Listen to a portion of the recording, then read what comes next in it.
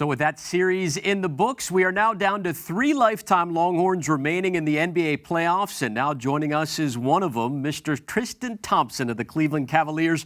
Tristan, you all have had a roller coaster of a season. You've changed head coaches. You've had questions about your chemistry.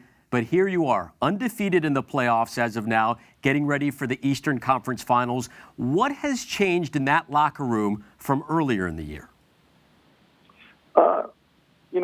The media, their job is to, paint a picture. Whenever you lose games, if we win 2 games in a row, especially with the team we have, whenever you're on a team with LeBron and you got Kyrie and Kevin Love, if you lose 2 games, it's like the world's ending. But then, like us right now, we're undefeated in the playoffs, and we're everyone's favorite. So nothing much has changed.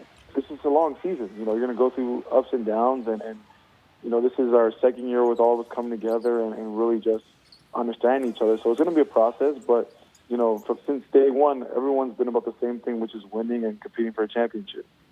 LeBron James recently likened your role with the team to Dennis Rodman's role with the Bulls way back when, on the court, that is, certainly not off the court. What did you make of that comparison? Oh, it's definitely an honor. Whenever, first of all, whenever LeBron gives you a compliment, and especially comparing, you to Dennis Rodman, a Hall of Famer, and a guy who, I watched a lot of film of and really admire in terms of just his work ethic and how hard he played on the court and really what he does to change the dynamic of the game. It's definitely an honor, and, that's my role on the team, is to play hard and compete and do little things that might not show up on the scoreboard, but it changes the game. When you've been in the starting lineup, it's had a major impact on the team. The Cavs are 33-9 this year with you as a starter. And in one of those contests, Game 3 against the Hawks, you came up with 2 huge defensive plays at the end to preserve the win.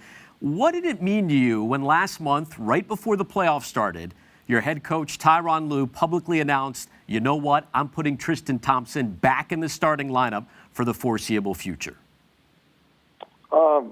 Staying ready. For me and Coach Lue, I've told him since day one, whatever you want me to do, Coach, I'm going to do. Because at the end of the day, it's about winning. That's what trumps everything. Whether it's me starting or coming off the bench and being that spark, whatever it takes to win. And Coach Lue and the coaching staff felt going forward, and the teams were going to play in the playoffs, they felt like, they wanted me to start. And I'm fine. Whatever it takes. Coming off the bench, you get a kind of a cheat sheet. You can kind of analyze the game. But as a starter, you got to come ready to play. And for me, in terms of my role, as soon as that ball's tipped, you got to be able to bring the energy. I know professional athletes don't like to look ahead. You like to take it day by day. But humor me for just a second, Tristan. You all came up short against the Warriors last year, but were battling injuries. Yeah. If a fan comes up to you today and says, Tristan, if you end up facing the Warriors again, why would this year be any different? What would you tell them? Well, every year teams get better. Teams make adjustments. And, for us, we made a trade last year where we got Timothy Mozgov, Shumpert, and JR. So going to the finals last year, and we were down a couple guys. Without Kyrie and Kevin Love, 2 of our all-stars and 2 of very important players on our team, it does change our dynamic of our team. It definitely had guys play different roles and probably have to play more than they're accustomed to. But if we do play the Warriors this year, it's definitely going to be a fun matchup.